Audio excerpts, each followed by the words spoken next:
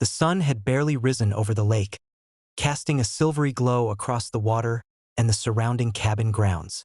My family and I were enjoying a quiet morning, unaware that Karen, ever audacious, had arrived at the property once again, this time with the intention of using her so-called master key to gain access to our cabin.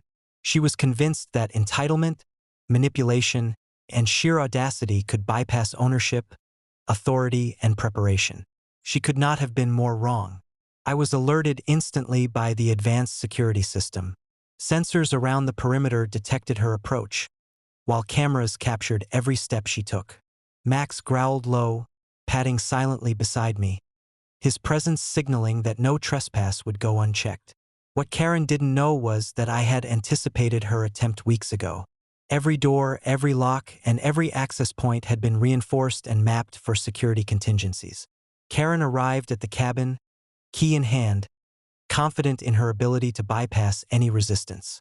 She attempted to insert the key into the lock, muttering complaints and threats about authority, entitlement, and her supposed right to enter.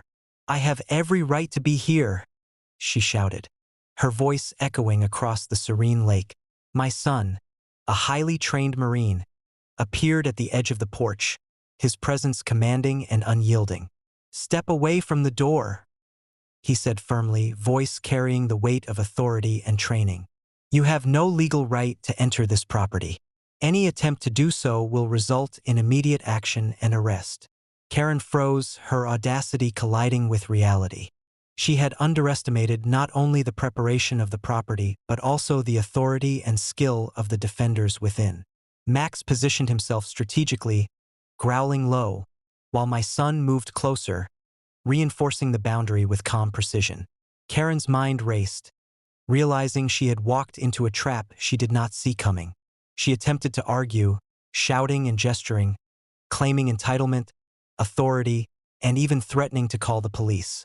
But I had already contacted local law enforcement preemptively, providing documentation of property ownership, surveillance footage, and the ongoing audacity she had displayed. When the authorities arrived, Karen was caught entirely off guard. She found herself confronted not only by legal authority but by the evidence of her trespass, audacity, and reckless behavior. Every movement she made had been recorded. Every attempt to manipulate the lock, every step she took toward the cabin, every audacious gesture was documented. The authorities reviewed the footage and confirmed the obvious. Karen had no legal rights to the property, no authority to enter, and her trespass was punishable under the law. Her audacity had placed her in immediate legal jeopardy. Karen's frustration escalated into panic. She tried to leave, but the humiliation was complete. Her plan to gain access, to manipulate, and to assert dominance over property that was not hers had utterly failed. She had underestimated preparation, authority, and the meticulous security measures in place. Every element of her audacity had been neutralized before it could escalate into chaos. By mid-afternoon, the cabin was secure once again. Max patrolled the perimeter, alert and vigilant, while my son ensured that all locks, sensors, and defensive measures were fully reinforced. Karen had retreated, humiliated, and powerless, her audacity exposed for all to see. Her legal exposure was confirmed, leaving her at the mercy of law enforcement should she attempt further intrusion. Sarah and I walked along the dock, reflecting on the event. Karen's repeated attempts to manipulate and intimidate had collided with preparation, authority, and strategy, and failed spectacularly. The lesson was unmistakable. Audacity without foresight, preparation, or legal grounding is powerless. As the sun set over the lake, casting reflections of fire and gold across the water, the cabin, the lakefront, and the family sanctuary stood serene, untouchable, and victorious. Every attempted intrusion, every audacious claim, and every reckless act had been met with preparation, authority, and decisive action.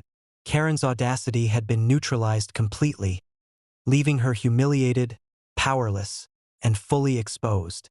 The lake cabin, the property, and the family remained safe, untouchable, and victorious. Every boundary, every lock, and every precaution had been validated. Karen's audacity, once bold and reckless, had collided with experience, law, and preparation, and had been defeated utterly.